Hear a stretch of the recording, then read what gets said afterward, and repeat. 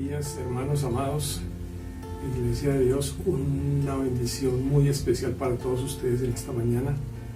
Les habla el pastor Carlos Calderón de la Iglesia Restauración Valle de Dios.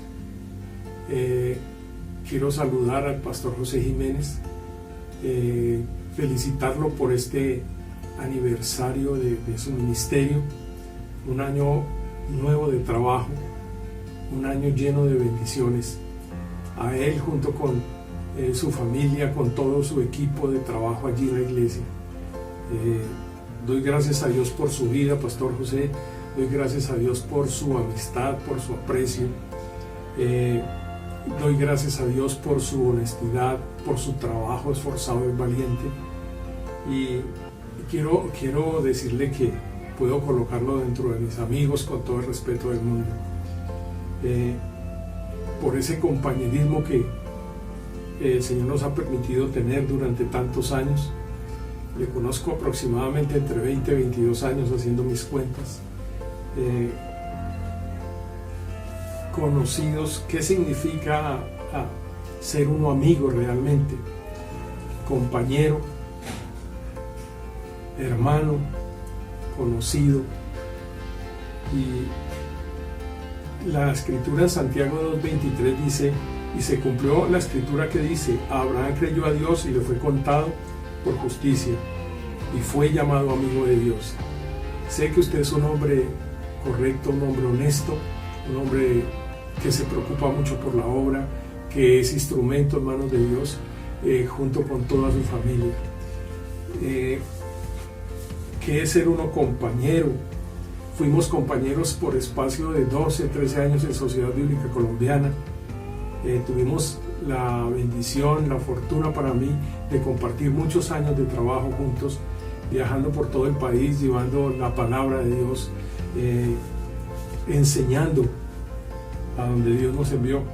Fuimos también y hemos sido compañeros y seguimos siendo compañeros, enseñando en Rema Cerco, ya también por varios años. Esto es un privilegio que Dios me da de tenerlo a usted, amado pastor, como ese compañero, como ese hombre amigo, como ese hombre conocido. Fuimos formados en una base bíblica total y absoluta, como hermanos en Cristo Jesús. Ha sido nuestra amistad siempre de respeto, y ustedes hacia nosotros, hacia mí como persona, como ministro, pero también junto con mi familia. Gracias por su respeto, gracias por su honra, y hoy queremos nosotros desde Valle honrarlo, pastor. Gracias por esos años de trabajo, de esfuerzo. Nada se quedará allí pendiente. Al contrario, que ese ministerio se siga formando hacia donde la visión le ha llevado, pastor. Gracias por toda esta iglesia que le ama también, que le aprecia, que le valora. Gracias por saber conocer y entender. Y gracias por ese saber que Dios le ha dado, pastor. Por ese conocimiento de la palabra, como fluye a través de sus labios, a través de su misma vida.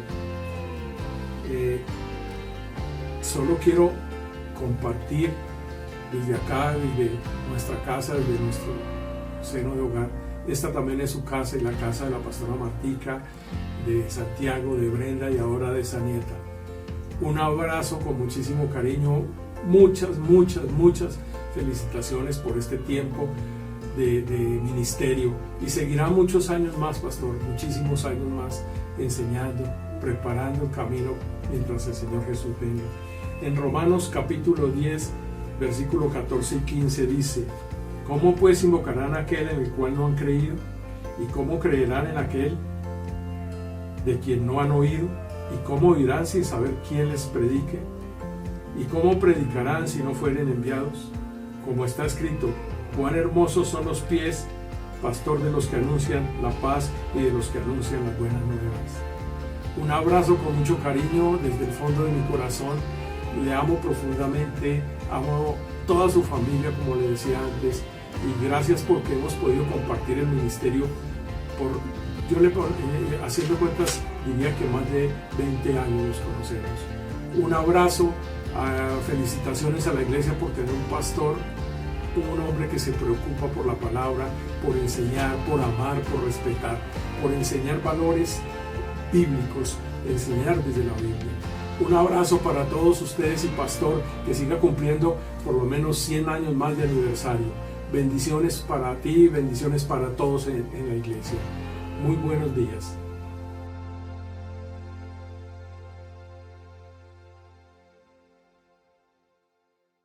Amén.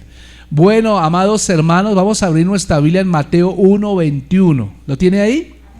Mateo 1:21 dice la Biblia de la siguiente manera. Dice, y dará a luz un hijo y llamará su nombre Jesús, porque él salvará a su pueblo de sus pecados. Entonces vamos a entenderlo, vamos a leerlo desde el versículo 18. ¿Les parece? Leamos desde el versículo 18. Dice, el nacimiento de Jesucristo fue así. Estando desposada María su madre con José, antes de que se juntasen, se halló que había concebido del Espíritu Santo. José su marido, como era justo y no quería infamarla, quiso dejarla secretamente.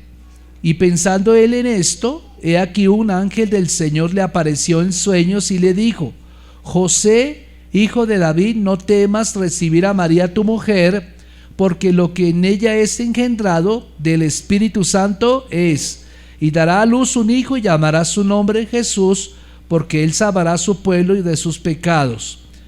Amén. Y dice, todo esto aconteció para que se cumpliese lo dicho por el Señor por medio del profeta cuando dijo, he aquí una virgen concebirá y dará a luz un hijo y llamará su nombre Emmanuel, que traducido es Dios con nosotros. Y despertando José del sueño, hizo como el ángel del Señor le había mandado y recibió a su mujer, pero no la conoció hasta que dio a luz a su hijo primogénito y le puso por nombre ¿qué? Jesús. Hoy quiero hablar acerca del nombre de Jesús. Quiero hablar acerca de ese nombre porque como empezamos hablando en esta mañana, hablamos de que Jesús nos dio ese nombre. Ese nombre no fue cualquier nombre inventado por ahí, ¿cierto? Y vamos a mirar que en el contexto histórico, por ejemplo, aquí se nos menciona que llegaron momentos alegres para el pueblo de judío. ¿Por qué era el momento alegre para el pueblo judío? Porque se estaba cumpliendo lo que los profetas habían dicho desde cientos de años antes, de que habría de venir un Mesías, un ungido, un rey para el pueblo judío. ¿Cuál era la situación que estaba viviendo el pueblo judío en el momento? En el momento el pueblo judío estaba siendo subyugado por los romanos. O sea, digámoslo de esa manera, había sido ocupado su territorio por el Imperio Romano y el Imperio Romano era el que mandaba allí. Ellos siempre tuvieron ese problema. Antes de los romanos tuvieron los griegos, ¿cierto? A través de Alejandro Magno. Entonces tomaron control de toda la tierra de Palestina, toda la tierra de Judea. Antes de los romanos, antes de los griegos estuvieron los persas. Antes de los persas estuvieron los babilonios. Antes de los babilonios estuvieron los sirios, los asirios. Entonces vamos a encontrar, y antes de los asirios estuvieron muchos pueblos vecinos. Siempre estuvieron esclavizando al pueblo de Israel. Entonces siempre, pónganse en los zapatos, pongámonos en los zapatos de un judío. Ellos siempre estuvieron en una situación de esclavitud. Siempre estuvieron en una situación de esclavitud, pero no porque Dios la propiciara, sino por su desobediencia. ¿Aló? Siempre fue por desobediencia del pueblo de Israel. Ellos siendo el pueblo elegido de Dios, siendo el pueblo escogido entre muchas naciones para representar a Dios, ellos simplemente se quedaron con el orgullo de saber que eran el pueblo de Dios, pero no actuaron como el pueblo de Dios. Ellos siempre se negaron, ¿cierto? Siempre se dejaron influenciar por los pueblos vecinos, adoptaron idolatría, cuando ellos fueron testigos presenciales de todos los milagros que Dios había hecho a favor de ellos. Y usted podrá recordar muchos milagros, ¿cierto? Recordamos en el libro de Éxodo los milagros que el Señor hizo. Recordamos a través del libro de Números todos los milagros que hizo. Lo que pasó en el libro de Jueces, lo que pasó en el libro de Reyes, el libro de Samuel. Todo, siempre hubo milagros. Escuche. Llega el momento porque ellos estaban esperando con ansias que viniera un rey que los liberara de esos opresores. Y entonces llegó el momento y estaba pendiente ese momento. Entonces, ¿cómo fue ese escenario? Pues llega un momento alegre, ¿cierto? Porque José y María estaban, digamos, comprometidos en matrimonio. ¿Aló? ¿Cuántos saben que cuando uno se va a casar está contento, no? A menos de que la suegra le ponga un revólver en la frente y le diga: usted quiere que casar con mi hija, ¿cierto? Pero eran tiempos de gozo, eran tiempos de alegría para José y María, en tiempos de alegría. Entonces, ¿pero qué pasó cuando se enteró José de que María estaba embarazada? Y cuando supo, obviamente, que el bebé que estaba esperando no era de él, empezó a pasar muchas cosas por su cabeza, amados hermanos. Empezaron a hacer cuestionamientos, así como usted podría tener un cuestionamiento: oiga, mi novia con la cual me va a casar está embarazada y nosotros nunca hemos tenido nada de nada. Y entonces uno empieza como a pensar y a pensar y a pensar y a llenarse de mala sangre, ¿cierto? De mala energía, ¿cierto? Digámoslo de esta manera, que el mundo de José se empezó a desmoronar en ese preciso momento. ¿Por qué? Porque María estaba embarazada y el bebé no era de él. Ahora, fíjense que cuando él estaba pensando tomar una decisión, porque él amaba tanto a María, porque la ley decía en Levítico que cuando se hubiera pasado eso, pues incluso la mujer tenía sería que ser apedreada. Esa era la ley mosaica. En Levítico lo contempla, por ejemplo, que la primera noche de bodas, después de que la parejita haya tenido su luna de miel, el novio tenía que sacar, el esposo tenía que poner la sábana en la ventana para que todo el mundo viera que efectivamente ella era virgen. La sábana, o sea, tenía que haber sangre, ¿sí o no? Y si no había sangre, ¿qué pasaba? No era virgen. Entonces, ¿qué pasaba? Tenía derecho a divorciarse o a darle carta de divorcio, probablemente, según sea el caso, muchas veces apedreada. Entonces, fíjense que aquí José lo que hace es tratar de no infamar a María, sino que trata de dejarla secretamente. Pero cuando él está pensando en esto es cuando aparece el ángel Gabriel, y el ángel le dice: no temas. Diga conmigo: no temas. No tengas miedo, no tengas miedo. Y sobre el caso de que el ángel le dice a José: no tengas miedo, pues ahora no solamente le da una instrucción de no temer, sino que le da una instrucción de seguir. ¿Aló? Y esa instrucción de seguir tiene que ver con darle un nombre al niño. ¿Cómo se llamaba el niño? ¿Cómo se llamaba el niño? Jesús. El nombre es Jesús. Entonces, vamos a mirar un poco acerca de ese versículo 21. Volvamos a leer el texto. Dice: y dará a luz un hijo y llamará su nombre Jesús, ¿cierto? Porque él salvará a su pueblo de sus pecados. Ahora, fíjense que Jesús, el nombre de Jesús no se originó acá en este suceso. Hay muchas personas que presumen que el nombre de Jesús se originó por el anuncio del ángel a José, pero en realidad no fue así. Realmente el nombre de Jesús es un nombre muy antiguo, que al parecer nació justamente en el tiempo de la esclavitud del pueblo de Israel en Egipto. Por ejemplo, Moisés parece que puso el nombre de Oseas. Oseas es un nombre antiguo, o sea, el nombre anterior a Jesús, Oseas, que significa salvación. Por ejemplo, Oseas era Josué. ¿Recuerda que primero el nombre de Josué no era Josué sino Oseas?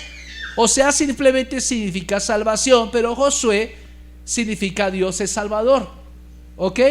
Josué ese nombre empezó a tener como una especie de evolución hasta el tiempo de Jesús, donde ya no era Josué sino era Jesús. O sea, el nombre fue cambiando, digamos, de una manera. A pesar de que cambió en la manera escrita, no cambió su manera semántica. Pero vean ustedes, acompáñenme ahí, Números capítulo 13:8, y vamos a mirar cómo si existía ese nombre ya existía ese nombre en el Antiguo Testamento. Dice Números 13:8 al 16, dice: de la tribu de Efraín, Oseas, hijo de Nun. ¿Qué significa Oseas? Salvación. De la tribu de Benjamín, Parti, hijo de Rufu. De la tribu de Zabulón, Gadiel, hijo de Sad. De la tribu de José, de la tribu de Manasés, Gad, el hijo de Susi. De la tribu de Dan, Amiel, hijo de Gemal. de la tribu de Aser, Setur, hijo de Micael, de la tribu de Neftalí, Nafdi, hijo de Batsi, de la tribu de Gad, Geuel, hijo de Maquí. Estos son los nombres de los varones que Moisés envió a reconocer la tierra. Y escuche esto, ¿cómo termina diciendo? Y a Oseas, hijo de Nun, le puso Moisés el nombre de ¿qué? Josué. Josué es el nombre antiguo de Jesús. Así que, mis amados hermanos, cuando vemos la combinación de Josué, Dios salva, ¿cierto? Vamos a encontrar que Jehová y Oseas se combinan en una sola palabra, resultando el nombre de Josué. Josué en el Antiguo Testamento es lo mismo que Jesús en el Nuevo Testamento. Amén. ¿Cuántos saben eso? ¿Sabía usted eso? Que Josué es el mismo nombre de Jesús. Así que Josué, ponga atención a esto, Josué en el Antiguo Testamento viene a ser un tipo de Cristo, un tipo de Jesús. ¿Por qué? Vamos a mirar algunas características parecidas. Número 1, Josué nació en tiempo de esclavitud. ¿Aló? Cuando el pueblo de Israel estaba ¿en dónde? En Egipto, estaba siendo esclavizado, pues ahí en ese momento nació Josué, que no se llamaba Josué sino se llamaba Oseas. Jesús nació en un tiempo de esclavitud también, cuando el pueblo de Israel estaba siendo subyugado por los romanos. Un tiempo de esclavitud, ¿cierto? Entonces nació Josué en ese tiempo, ¿cierto?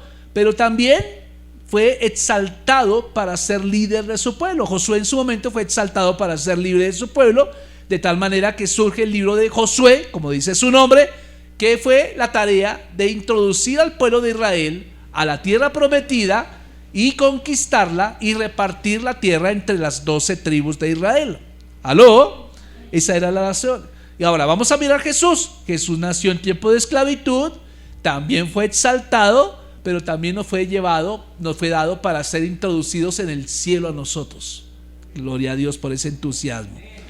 ¿Alea? ¿Cierto?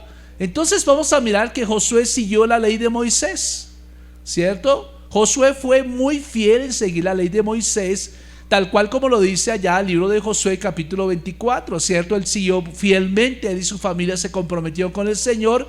Pero Jesús, vamos a encontrar que él siguió más que la ley de Moisés, siguió la ley de la gracia. ¿Aló? La ley de la gracia. Así que Juan capítulo 1 versículo 17 dice así: pues la ley por medio de Moisés fue dada, pero la gracia y la verdad vinieron por medio de ¿quién? De Jesucristo. ¿Qué es mejor, la gracia o la ley?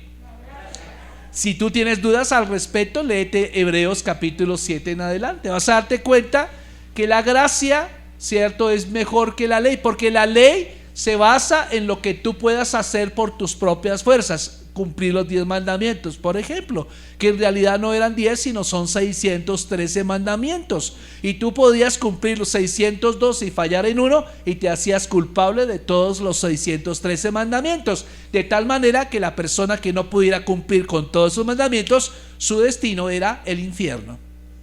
Solamente una persona pudo cumplir con los 613 mandamientos contemplados en la ley levítica, y esa persona se llama Jesucristo. Jesucristo vino a liberarnos, amados hermanos. Entonces, Josué, por ejemplo, condujo al pueblo de Israel, lo condujo por medio del desierto a Canaán. Por medio de él se abrió el río Jordán, se conquistó Jericó, se empezaron a conquistar todas esas tierras. Digámoslo de esta manera, Josué condujo exitosamente todas estas faenas. Gloria a Dios. Las murallas cayeron ante él, ¿cierto? Como dice Efesios 2:14, dice: porque él es nuestra paz, que de ambos pueblos hizo uno, derribando la pared intermedia de separación. Josué es un tipo de Jesús. Entonces vamos a mirar que en el Antiguo Testamento uno va a encontrar varios tipos de Cristo, ¿cierto? Josué fue uno. Por ejemplo, José de Egipto también es un tipo de Jesús, porque usted va a encontrar que el Padre lo exaltó, le dio una túnica, ¿cierto? Usted lo compara con Juan capítulo 13. Jesús tenía una túnica que era de un solo bordado, ¿cierto? Nadie más tenía esa túnica en la vida, y la túnica representaba que era un hijo amado de Dios, un hijo amado de su Padre. Pero también vamos a encontrar que Josué fue echado a un pozo. Jesús bajó al infierno, ¿cierto? Bajó al hogar de los muertos, pero también fue sacado allá vivió como esclavo, como dice Filipenses capítulo 2, versículos 5 al 8, pero fue exaltado finalmente cuando fue el segundo después de Faraón. ¿Cómo le parece? Y no solamente eso, sino que en esa posesión él trajo salvación de una hambruna a su familia que estaba allá en Canaán. ¿Cómo le parece? Entonces los llevó, los introdujo a Egipto. Entonces vamos a encontrar que hay muchos tipos de Cristo. José es uno, Josué es otro tipo de Cristo, porque se repiten como los mismos procesos. Amén, gloria a Dios. Entonces estamos hablando de la importancia del nombre de Jesús, porque el nombre de Jesús representa victoria. Representa victoria, mis amados hermanos. Jesús representa victoria. Ahora, fíjense que en segundo lugar, lo primero lo primero que hablamos fue el origen. Ya vimos el origen surgió precisamente allá. Pero vamos a ver, ¿cuántos de ustedes creen que el nombre de Cristo tiene impacto? ¿Cuántos creen ustedes que tiene impacto? ¿Tiene impacto o no tiene impacto? Vamos a mirar, porque bíblicamente hablando, hay un impacto dado en ese nombre, ¿cierto? Y ese nombre nos ha sido dado a nosotros. Realmente, cuando hablamos del nombre de Jesús, como les acabo de mostrar históricamente, pues después del evento de Josué, después del evento de todo lo que ocurrió cuando conquistaron la tierra prometida, pues todos los papitos que tenían hijos varones, muchos le ponían a sus hijos Josué. O sea que Josué era un nombre muy común en aquel tiempo. Pero como les digo, el nombre fue teniendo una progresión, ¿cierto?, en su parte escrita hasta los tiempos de Cristo. Entonces ya por la época de Jesús había muchos niños llamados Jesúses. Entonces había Jesús, ¿cierto? Jesús, ven para acá, Jesús esto y lo otro, éntrate por favor, haz tu tarea, tiende la cama. Se escuchaban muchas mamitas diciéndole a sus hijos Jesús. No todos eran Jesús, pero había mucho, no, era muy común, ¿cierto? Entonces, digámoslo de esta manera, que mucha gente había copiado ese nombre para sus hijos de parte del nombre de Josué. Entonces, que fue el gran líder de Israel de aquel tiempo. Yo me acuerdo que en mi tiempo, no sé si a usted le pasa, pero en nuestra época uno le pone los nombres de los hijos, son de artistas, ¿no? ¿Cierto? En mi tiempo el artista más conocido era Pedro Infante. Así que yo tengo un hermano que se llama Pedro, porque le pusieron Pedro porque Pedro Infante era más conocido en aquel tiempo. En mi tiempo, cuando yo hubiera nacido, era popular José Alfredo Jiménez. Así que me pusieron a un hermano mío, le pusieron José Alfredo, y como yo soy Jiménez, pues quedó José Alfredo Jiménez, ¿cierto? Y tuvimos una hermana también de parte de mi papá que también le pusieron Amparo, porque Amparito Jiménez, ¿cierto? También había una cantante mexicana llamada Amparo, que yo no sé si cantaba La Araña o algo así, pero era muy popular en aquel tiempo. Y hoy en día todo el mundo le pone nombres de artistas a sus hijos, del personaje de televisión, ¿sí o no? Del personaje de cine o del artista de Marvel, ¿cierto?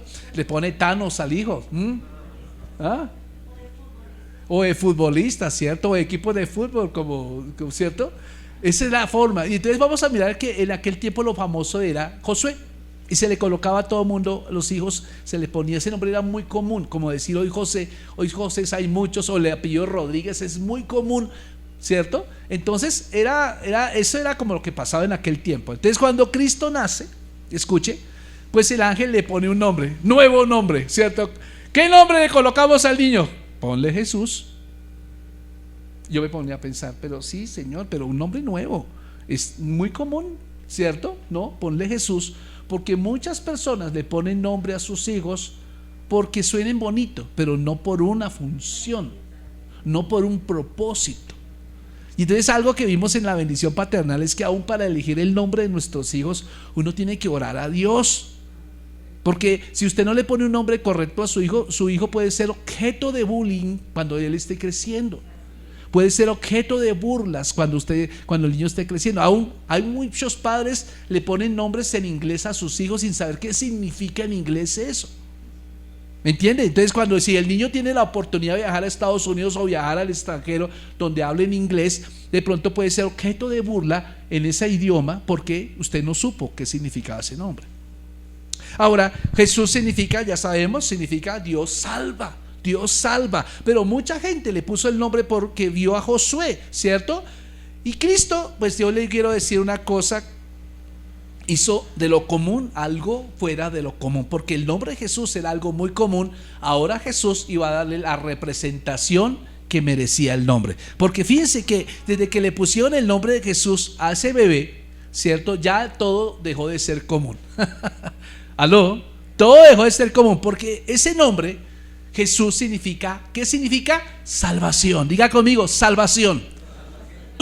¿Qué significó? Salvación. Salvación a los pastores. Recuerden que los primeros que visitaron el pesebre, ¿quiénes fueron? Fueron pastores, no fueron príncipes. No fue el rey, no fue el gobernador, no fue el político, no fue el concejal. Fue pastorcitos que olían ¿a qué huele un pastor? A oveja. ¿Y a qué huelen las ovejas? ¿Sí?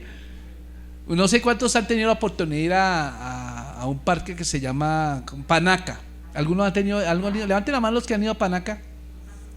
Bueno, allá hay marranitos, hay cerditos y hay chivos y todo. Pero algo que me llamó la atención fue que cuando las acercamos, todo es bonito, hasta que usted se acerca allá donde están las cabras y donde huele muy a feo, las ovejas. Y hay unas ovejas cargadísimas de mucha lana, huelen más feo. Dios mío, con razón ahora ya sé de dónde sale el dicho que huele a chivo, ¿cierto? Entonces huele a chivo. Entonces fíjense que los pastores que olían feo fueron los primeros que fueron testigos del nacimiento del bebé. ¿Aló? Fueron los primeros a ser testigos. Y entonces, ¿qué significó ese nombre para ellos? Ellos, quiero decirles, los pastores en la Biblia eran un grupo poblacional, digamos, desechado, rechazado. ¿Por qué? Porque el oficio de pastor, digamos, visto por los egipcios, era un oficio denigrante. De hecho, usted no acaba de encontrar documentación de que los egipcios criaran ovejas. Nunca criaron ovejas, porque a ellos les parecía algo feo. Eso es como poner hoy en día, perdónenme la comparación, pero de pronto ser reciclador, un ejemplo, que para muchos es un buen trabajo, sí, pero para muchos otros no. Entonces, si usted va a un cóctel por allá en Calera y entonces se encuentra con el gobernador y con el empresario y le pregunta: ¿y usted qué hace? No, yo soy reciclador. Le pregunto: muy buen trabajo, ¿no? Entonces lo miran así, lo empiezan como a mirar así, y ese trabajo era precisamente era eso, como aquel que limpia baños, como aquel que limpia, no sé, cosas feas, estiércol, cosas de esas, porque aún el olor de ellos lo decía. Entonces cuando son los primeros invitados a ver a Cristo, a Jesús nacido, para ellos eso significó que salvación. Ya no significó que no iban a ser más rechazados. Eso es una buena noticia, porque socialmente ellos habían sido siempre rechazados, pero llegó el momento en que el mismo Hijo de Dios le dijo: ustedes no son rechazados, ustedes son los primeros invitados. Yo siempre me puse a pensar, no sé si usted se puso a pensar, ¿qué hubiera sucedido si Jesús hubiera nacido no en un pesebre, sino hubiera nacido en un palacio? ¿Quiénes hubieran sido los invitados a ver el nacimiento de Cristo? ¿Acaso pastores? No, porque ellos son de una clase rechazada. Jesús no nació en un pesebre, precisamente para ser accesible a todos, para que todos tuvieran acceso a Él, no importando su lengua, no importando su condición económica, no importando su color de piel, no importando su nacionalidad, no importando su idioma. Todos pueden acceder a Cristo. Por eso nació en un pesebre, y por eso vamos a encontrar que los primeros que fueron a ver ese evento fueron los pastores. Significa salvación. Pero una cosa interesante que significa el nombre de Jesús en segundo lugar es también que uno de los significados de Jesús es sanidad. Jesús significa sanidad también. ¿Cuántos saben eso? ¿Usted sabía que salvación implica sanidad también? Entonces, cuando él nace, o el ángel le dice a José: ponle un nombre al niño que se llame Jesús, le está diciendo literalmente: el niño va a ser salvación para muchos, pero también va a ser sanidad también para muchos. Amén. ¿Sanidad a quién? A los desvalidos. Si usted nota el ministerio de Jesús cuando se desarrolló, Jesús fue a la gente pecadora. La gente pecadora ¿cierto? Eran los que trabajaban para el Imperio Romano, como los publicanos, eran las prostitutas, ¿cierto? Que eran mal vistas, era gente que tenía trabajos comunes, como los pastores, o como las mujeres que siempre han sido, en aquellas culturas han sido denigradas. Jesús llegó para darles un lugar de preeminencia a ese grupo poblacional. Amén, gloria a Dios, los desvalidos. Así que, mi amado hermano, ¿qué significó Jesús también? El nombre de Jesús significa, en tercer lugar, significa destrucción de demonios. ¿Qué significa Jesús? Destrucción de demonios, eso significa. Entonces, démonos cuenta, mis amados hermanos, que Jesús vino a sanar, pero también vino a llevar las buenas noticias de que vamos a ir al cielo los que lo recibamos a Él como Salvador, pero también vino a imponer, a destruir las obras del ¿quién? Del diablo. ¿Quién lo hizo? Jesucristo. En cuarto lugar, ¿qué significa el nombre Jesús? El nombre Jesús significa vida. Diga conmigo, vida. ¿Vida para quién? Vida para aquellos que lo sienten que todo se ha acabado. Vida para todos aquellos que sienten que no hay esperanza, que se quedaron solos en esta vida, que no hay quien los apoye, que no hay quien los mire. Mi amado hermano, la Biblia dice en el Salmo 10, dice el 27:10, dice: aunque padre y madre te dejaren, con todo Jehová te recogerá. Entonces hay esperanza para los enfermos, hay esperanza para los desvalidos, hay esperanza para los endemoniados, mis amados hermanos. Hay vida. ¿Qué es lo contrario a la vida? La muerte. La muerte. Pero Dios vino a dar vida, Jesús vino a dar vida. Y en último lugar, ¿qué significa el nombre de Jesús? El nombre de Jesús significa resurrección de los muertos. Significa resurrección. ¿Qué significa? Que personas que han muerto en Cristo tienen la gloriosa esperanza de que van a volver a vivir y nos vamos a encontrar con ellos. Amén, gloria a Dios. ¿Qué dice Hechos capítulo 4 versículo 12? Dice: y en ningún otro hay salvación, porque no hay otro nombre bajo el cielo dado a los hombres en que podamos ser salvos. Usted es salvo, ¿por qué? Porque recibió a Cristo en el corazón. Bien decía alguien que Cristo no vino a morir por todos. Escuche bien esto: Cristo no vino a morir por todos. Él vino a morir solamente por aquellos que lo reciban a Él como Señor y Salvador. Y eso es tan cierto como que Dios no es el Dios de todo el mundo. Dios es solamente Dios de aquellos que lo aman a Él. Sí, porque yo le iba a decir una cosa: en todo el mundo habla de Dios, pero no todo el mundo hace lo que Dios quiere que sea, ¿cierto? Todo el mundo le dice Señor, pero decirle Señor es decirle amo, ¿cierto? Entonces quiere decir que yo me convierto en un esclavo para Él, pero nadie quiere ser esclavo de nadie, ¿cierto? Solamente Él es Dios de aquellos que lo entregan su corazón a Él. Entonces, por eso, mi amado hermano, hay un peligro impresionante en estos tiempos. Hay un peligro en la Navidad. El peligro de la Navidad es que muchos de nosotros culturalmente nos hemos adaptado a las tradiciones. ¿Aló? ¿Qué ha pasado? Nos hemos adaptado a las tradiciones, entonces nos hemos conformado. Entonces, para muchos, que usted le pregunta ¿qué es Navidad? ¿Qué se nos viene primero a la mente? Lo primero que a mí se me viene a la mente son luces, iluminación, que vamos a ir al pueblito de Boyacá a ver las iluminaciones, que nos vamos a ir a Medellín a ver las iluminaciones, que nos vamos al Parque Simón Bolívar a ver las luces. ¿Es así o no es así? Entonces, para muchas personas Navidad solamente son luces. Para muchos otros Navidad es buena comida. ¿O no? ¿Qué es lo que se piensa en comida en Navidad? Tamales, ¿qué más? Buñuelos, natilla, galletas. Y los que no tienen a Cristo, pues el matrimonio, el vinito más las galletas, ¿o no? Entonces vamos a mirar que si ahorita usted se va a un supermercado y usted se queda parado mirando qué es lo que la gente compra, usted va a darse cuenta que la mayoría de gente compra para esta época mucho licor. Entonces me echan un paquete de papas Margarita grande, y ahí van 2-3 botellas de aguardiente, unas 3-4 6-pack de cerveza, ahí van las maníes, va todo eso, porque para muchos ellos eso es Navidad. Navidad es pasear, Navidad es parranda, Navidad son luces, Navidad es comida. Yo quiero decirte, pregunto, ¿eso es Navidad? No, esos son tradiciones. Esos son tradiciones porque en realidad Navidad significa nacimiento. Viene la palabra natividad, nacimiento. Y entonces vamos a ver que en realidad Cristo no nació, Cristo se encarnó, porque Cristo siempre ha existido. Él estuvo antes de la fundación de la tierra. Él estuvo en el Génesis capítulo 1, estuvo en Génesis capítulo 2. Él fue el gestor de que en Génesis capítulo 2 dice que toda la tierra estaba desordenada y vacía. Pues él, Génesis 1:3, él fue el que lo ordenó.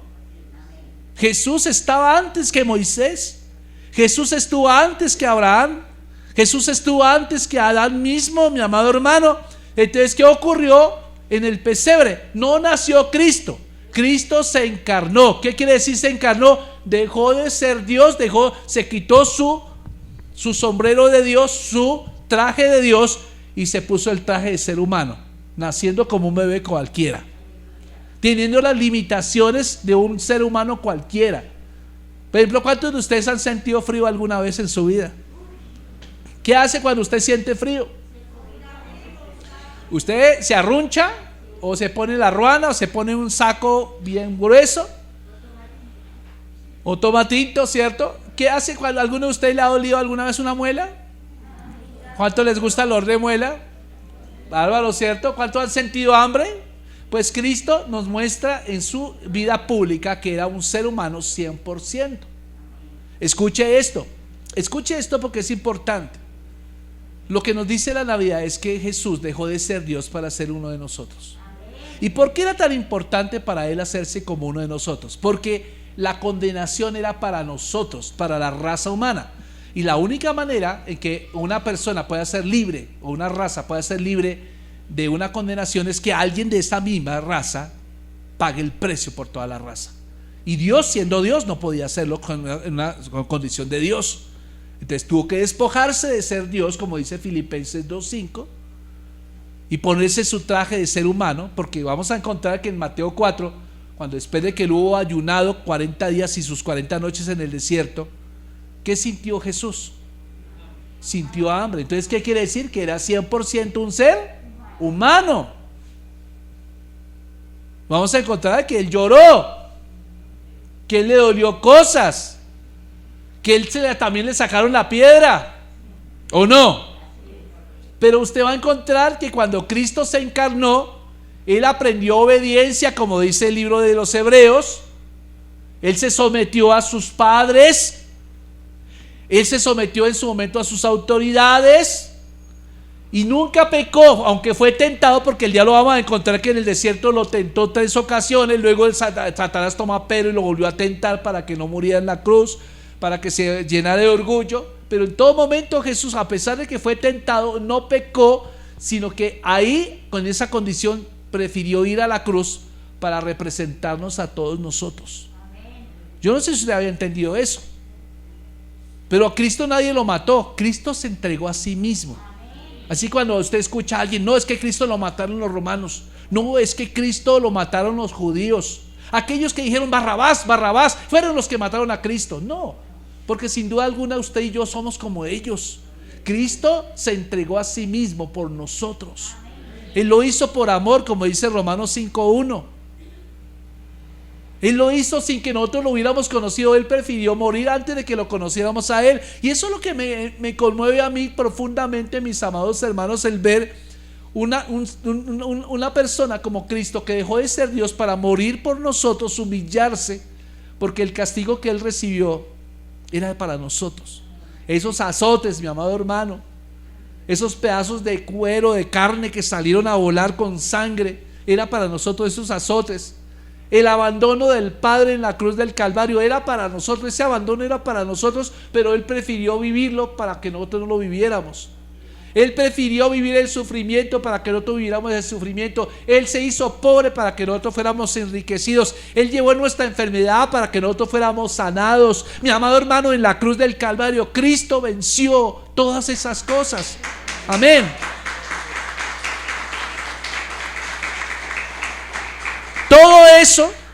Todo eso Cristo lo hizo. ¿Para qué? Para que nosotros no tuviéramos ningún obstáculo en poder llegar libremente al cielo. Ahora, ¿qué es lo que nos preocupa a nosotros? ¿O qué le preocupa a Dios en este momento? Le preocupa es que nosotros seamos religiosos, que nos conformemos con solo venir un domingo que otro a la iglesia, sentarnos y ver a un loco ahí hablando, ¿cierto? Cosas bonitas, ¿cierto?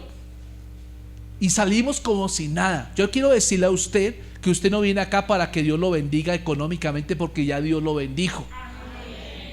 Usted viene acá es para prepararse para irse con Él, para presentarse allá y decirle: Señor, cuando yo te recibí a ti, tú me diste este don, me diste este talento, me diste esta capacidad, yo la puse al servicio tuyo, mira aquí mi fruto. Eso es lo que nosotros estamos preparándolo aquí a usted.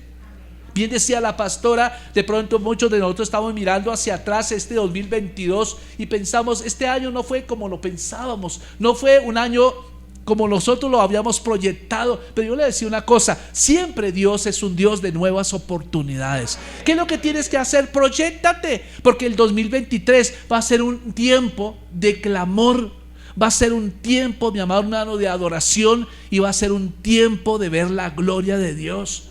De hecho, así lo intitulamos el 2023, así que prepárese, porque el 2023 en la iglesia de Dios es el año del clamor, de la adoración y de ver la gloria de Dios.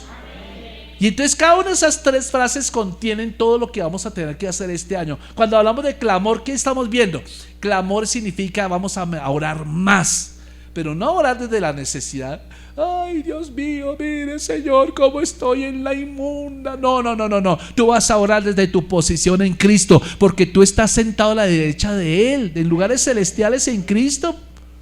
Entonces vamos a clamar, sí, no solo por nosotros, vamos a clamar por esta nación, vamos a clamar por los que no han conocido de Cristo todavía, y lo vamos a hacer en adoración, porque adoración es la expresión más grande de la fe.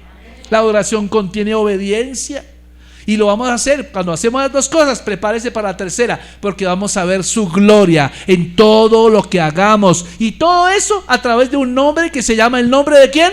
De Jesús. Porque recuerde que el nombre de Jesús contiene salvación, el nombre de Jesús contiene sanidad, el nombre de Jesús contiene destrucción de las obras del diablo, el nombre de Jesús contiene vida para los que están muertos, para los leprosos, y también contiene resurrección de la muerte. Eso contiene Jesús, mi amado hermano. Así que este año vamos a ser más conscientes de ese nombre. Hay un libro que les voy a recomendar que se compren, que se llama El precioso nombre de Jesús, del reverendo Kenneth Hagin. Y quiero que quisiera que mucho que ustedes se propusieran ahorrar para comprar ese libro. No es costoso, creo que vale como 30,000 pesos, pero ahorita los libros están por las nubes. Y ahorita estaba averiguando un libro y me valía 90,000 pesos un libro, 100 y pico mil de pesos un libro. Imagínense, realmente a mí me parece que 30,000 no es nada, ¿cierto? Uno se lo gasta en un pollo asado allí, y el pollo asado comió y a las 24 horas salió y está en el río Bogotá. ¿Sí o no? Mientras que un libro como ese libro que yo le estoy mencionando lo va a bendecir a usted, porque le va a dirigir a usted cómo orar ahora, cómo orar de manera inteligente, cómo orar de manera satisfactoria. Así que, mi amado hermano, no se conforme a esta Navidad así como lo vemos hoy. Navidad es mucho más que luces. Navidad es mucho más que buñuelos, aunque si pueden traer buñuelos, tráiganlos. Navidad es mucho más que natilla, si tienen natilla, tráiganla, pero no vamos a glorificar la natilla, vamos a glorificar el precioso nombre de Jesús. Así que ya sabemos, el origen de Jesús nació precisamente allá en tiempo de esclavitud, Josué. Vemos en segundo lugar lo que significa o el impacto que tiene el nombre de Jesús, ya lo vimos, ¿no? Pero en tercer lugar quiero compartirte ¿qué importancia tiene el nombre de Jesús para nosotros hoy en día?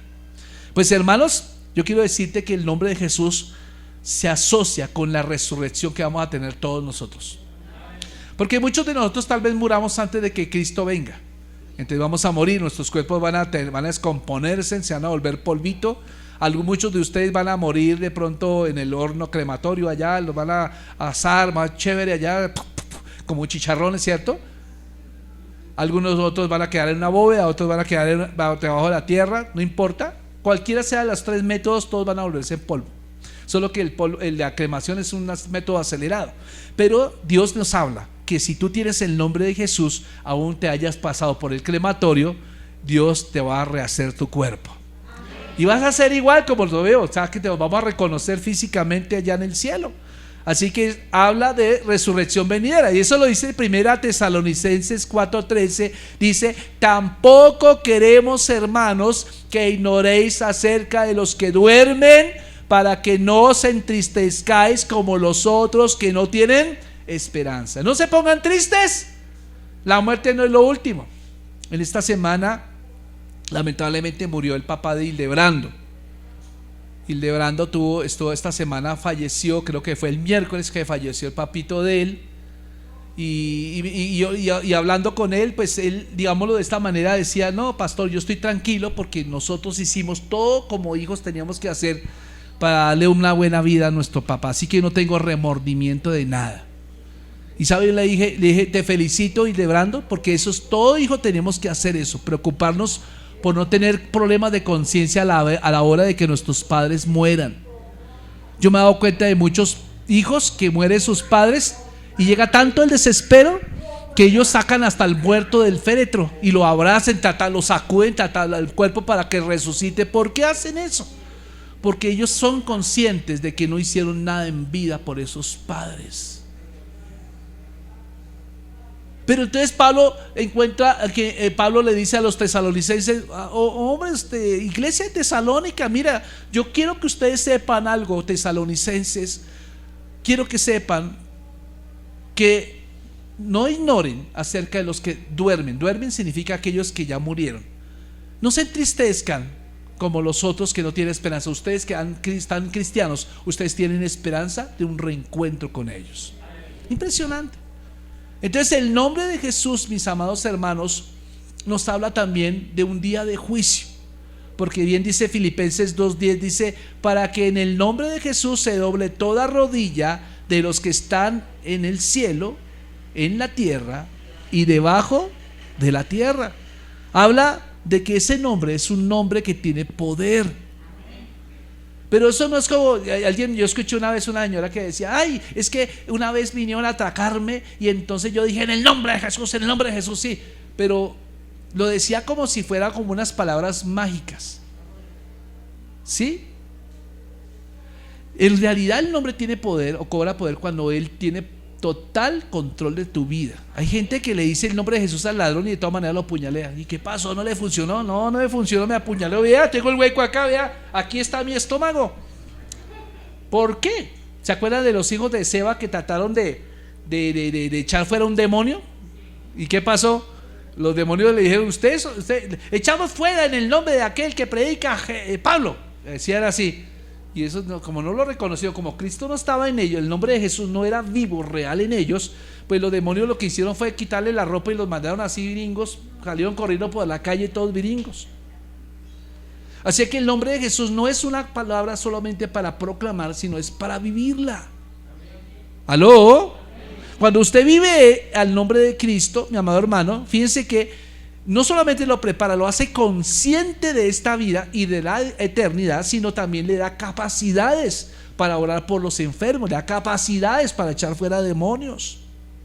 Eso es lo que contiene el nombre de Jesús. Entonces, cuando hablamos del nombre de Jesús, vamos a mirar que también el nombre de Jesús se asocia con eventos del futuro. Por ejemplo, lo que dice Apocalipsis 1:1 y 22:16 dice, Apocalipsis 22:1 dice: la revelación de Jesucristo. 1:1 dice que Dios le dio para manifestar a sus siervos las cosas que deben suceder pronto, y la declaró enviándola por medio de su ángel a su siervo Juan. Luego vamos a mirar 22:16 cómo termina Apocalipsis de Ávila. Dice: yo, Jesús, he enviado mi ángel para darles testimonio de estas cosas a las iglesias. Yo soy la raíz y el linaje de David, la estrella resplandeciente de la mañana. O sea, Jesús es el principio y es el fin, es el alfa y es ¿qué? La omega. O sea, ese nombre es el fe que Dios nos dio a nosotros como iglesia. Usted le pregunta a un judío mesiánico, ellos no van a creer en el nombre de Jesús porque para ellos fue simplemente un buen profeta. Pero ellos niegan que él fue hijo de Dios y niegan que él sea el Mesías. Mientras que usted y yo somos conscientes de que él es el Mesías, él es nuestro rey, él es nuestro salvador, él es nuestro redentor, él es el todo para nosotros. Y usted tiene que hacerlo vivo en su familia, amados hermanos. Esto no es cuestión de religión. Quitémonos de la cabeza, era como cuando íbamos a la misa Y eso cuando íbamos a la misa, allá el cura hablaba y no se le entendía nada de lo que hablaba, ¿cierto? Y entonces salíamos igual a echar tego, a echar cerveza, a estar con unas 2, 3 viejas por ahí, ¿cierto? No, usted ya es una nueva criatura. Ahora Cristo no es solamente aquí los domingos. Cristo es 7/24 en tu casa, en cada área de tu vida. Él es el centro de tu vida. Entonces no se deje deslumbrar porque llegó Navidad, ¿cierto? Sí es bonito compartir con la familia, pero yo opino algo impresionante, y es que aprovecha estos tiempos de compartir con tus seres queridos para compartirles la buena noticia del Evangelio. Tu propósito, tu objetivo es ser salvar a tu familia. ¿Qué ganas tú teniendo un familiar rico por allá viviendo en La Calera, por allá teniendo una casa en Miami, por allá donde Shakira y Juanes tienen casa, ¿sí? Si esa persona finalmente se va a ir al infierno? De nada sirve. De nada sirve que hagas un viaje largo por allá a Nueva Zelanda. De nada sirve que te vayas a vivir por allá a Suiza. De nada sirve si Cristo, si es que salvo es tu casa está en el cielo.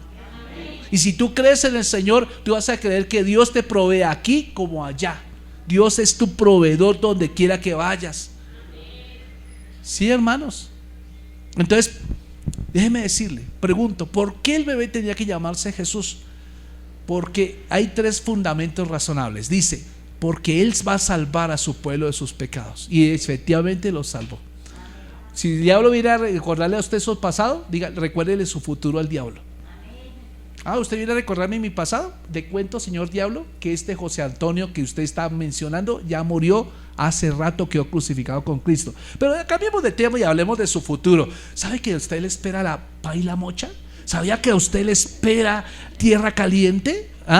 Cristo tiene poder, y te aburre y se va. Dije, usted no se puede hablar. El diablo se va diciendo así.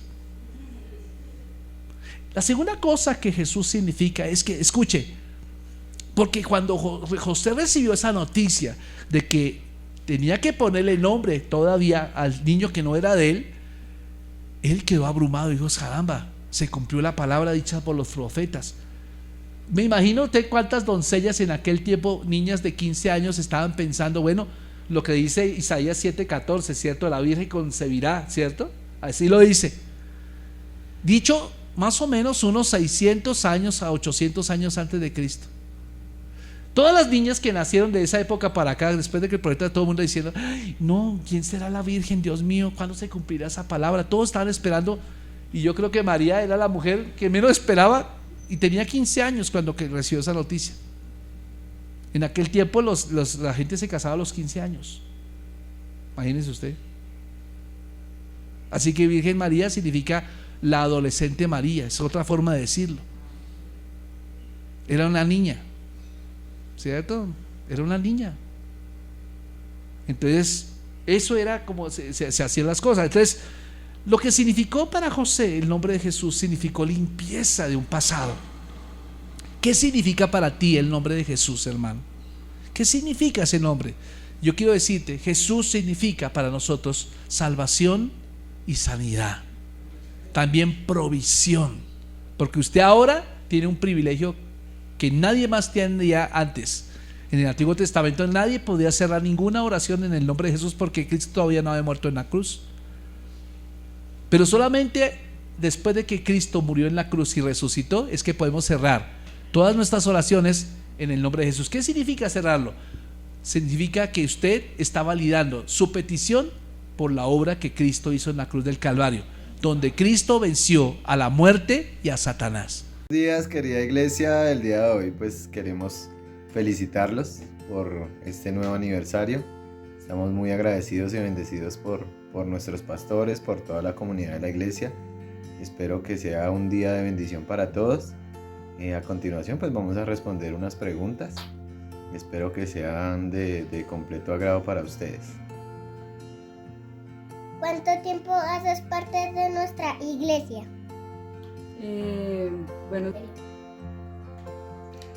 Nosotros comenzamos a congregarnos hace 9 años en la iglesia. ¿Una enseñanza de nuestro pastor que haya traído revelación a tu vida? Como enseñanzas hay muchas nos han traído revelación en nuestra vida, pero Unas de las que más nos impactaron fue cómo bendecir a nuestros hijos, iniciando desde el vientre hasta cuando ellos son grandes. Nos marcó mucho, nos dimos cuenta que en muchas ocasiones hemos cometido errores, pero pues somos seres humanos y en eso para eso estamos yendo a la iglesia y para eso estamos recibiendo la palabra, para tratar de mejorar todos esos aspectos. ¿Cómo crees que sobrevivió tu iglesia durante la pandemia? Gracias a las oraciones de los pastores. Adicional a la congregación, porque sabemos que muchas personas diezmaron. Fueron unos momentos muy complicados, pero también nos sirvió la tecnología porque nos enseñó a congregarnos vía internet, aprendimos cómo hacerlo, se creó una página creo que muy fuerte de YouTube, de ahí nació y pues por eso yo creo que sobrevivió la iglesia, porque nosotros siempre estuvimos unidos, quisimos congregarnos siempre y estuvimos ahí pendientes de las prédicas de los pastores. Les agradecemos mucho por eso. Gracias a los profesores que nos han enseñado mucho y también nosotros hemos aprendido también de ellos. Gracias pastores por todas sus enseñanzas, por la escuela dominical, porque también ha sido de gran agrado para mis hijos, han aprendido muchísimo.